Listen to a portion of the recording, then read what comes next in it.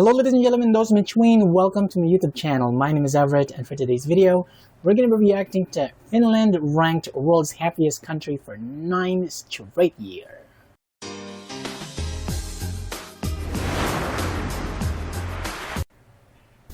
They have wealth, but they redistribute it very equally, thanks to a wonderful welfare state.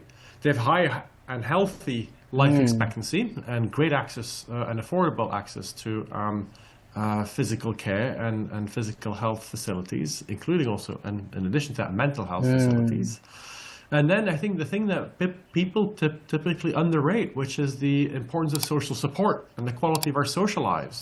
And so in Finland and the other Scandinavian Nordic countries and some other places around the world, we find very high levels of social support where people have friends to rely on in case of trouble. They trust each other, they trust the institutions that surround them, and that's invaluable. I don't know, for some reason, listening to him talk about social support, about having friends in order to be happy, it makes me smile because, quite frankly, I'm not really a friendly type of personality. And I also did a little bit of research on why Finland is the happiest country in the world, and I might as well share my thoughts and my opinions of these things maybe later. But I guess for now, let's continue watching this. Sauna! Sauna. Sauna.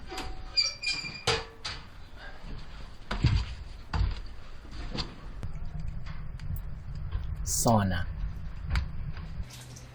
Exit, coxit, call me sauna.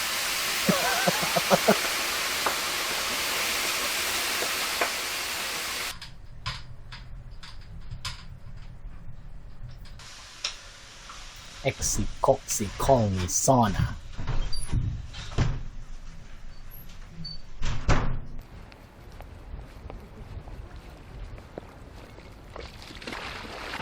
Okay, now let's talk about sauna culture, the sauna culture in Finland, because I think that it really contributes a great deal to people's happiness. And as we all know, taking a sauna in Finland is more like a national tradition and daily ritual.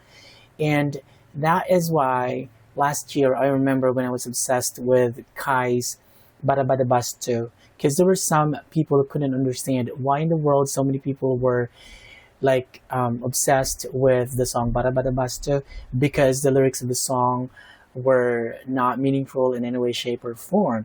But, you know, based on facts, okay, saunas are deeply embedded in Finnish culture.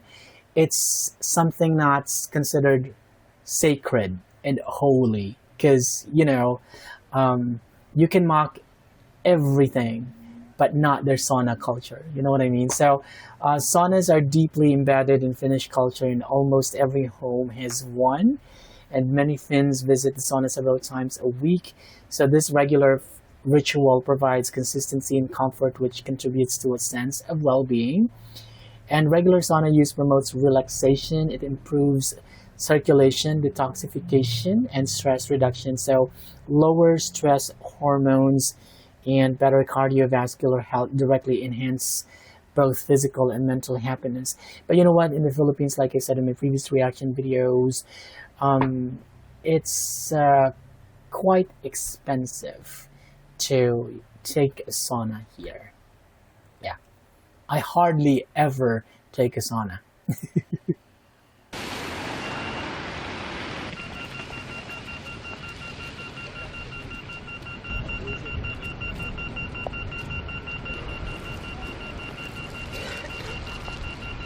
The editorial team of the World Happiness Report has taken a specific interest in youth well-being in English-speaking countries and the larger sort of Western world, if you will, because that's where we see the biggest drops in recent years.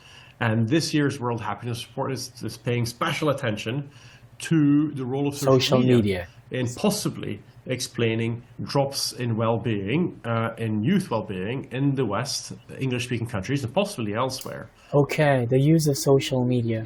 I don't know whether you guys have any idea that in the Philippines, Facebook, social media platforms like Facebook, X, and of course streaming sites like YouTube, for example. These have been a part of our daily routine. But you guys have no idea how toxic social media is in the Philippines. And to be honest, I try to shy away from scrolling through Facebook because there's just a lot of negativity. But to my surprise, this actually, using social media platforms in Finland kind of contributes to people's happiness. I could be wrong. Maybe I've misunderstood something, but let's continue. Why?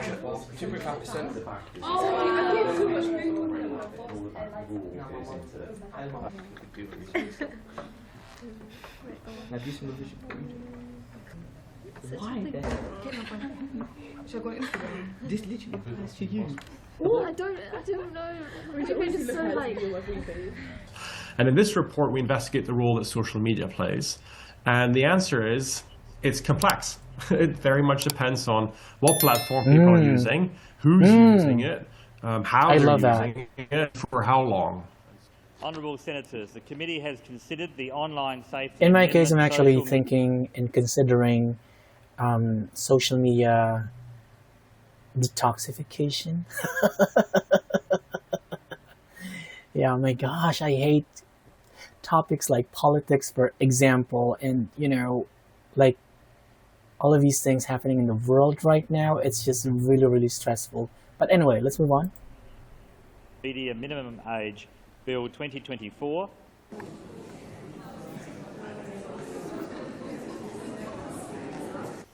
We know there is widespread concern and evidence about the severe mental health impact of social media on children. We've seen very disturbing global trends in youth mental health since the rise of social media, especially for girls.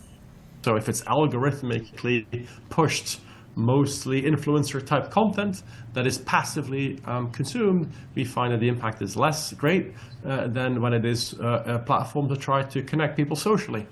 And so all in all, really, the message coming through loud and clear is that we should try and put the social back into social media.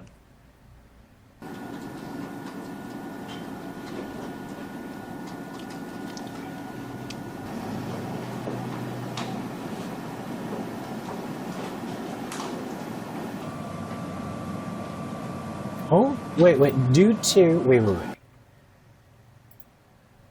to laws in Australia, soon people under 16 will no longer be able to use social media.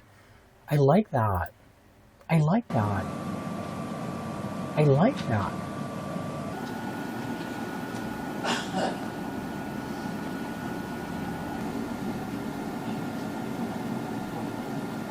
You will not be able to use social media. But there's also the affordability. Young people don't quite feel like the intergenerational deal that's been struck for so many generations is in play, where they will necessarily have it better.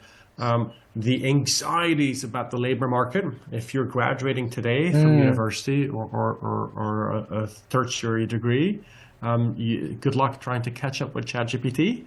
And so on and so forth. So there's a lot of generalized anxieties out there. And then add into the mix political polarization, democratic instability in many cases, and a bit of climate change on top of it all. And so it's a bit of a toxic mixture or cocktail that is not necessarily helping the current generation.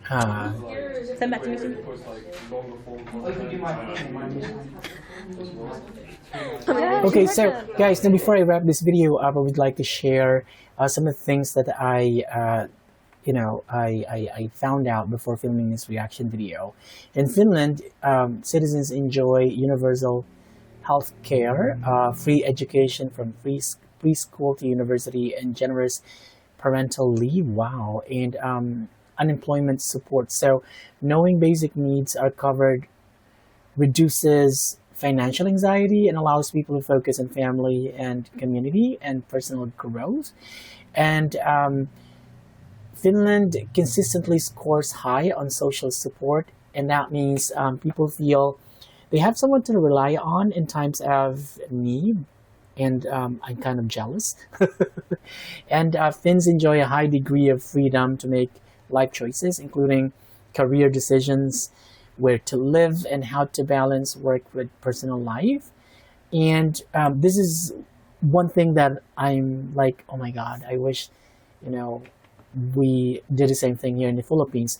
Typical work weeks are about like 37.5 hours, and overworking isn't socially rewarded. So that means people have ample vacation time and flexibility to spend time with family and to pursue other things that can play like important roles on people's happiness. So anyway, guys, I would like you to tell me what other factors you think contribute to the fact that Finland is the happiest country in the world. Let me know in the comment section below. All right. All right, guys, let me know in the comment section below what you think of this video, because your thoughts and your opinions matter too. And before I wrap this video up, I've got a question for you. Why are you happy? And why should you be happy? Tell me in the comment section below. So anyway, that's about it for today's video. Thank you so much for watching this video. And if you like this video, hit that like button, hit subscribe, and hit that notification bell so that you can be notified when my next video comes out. Peace out.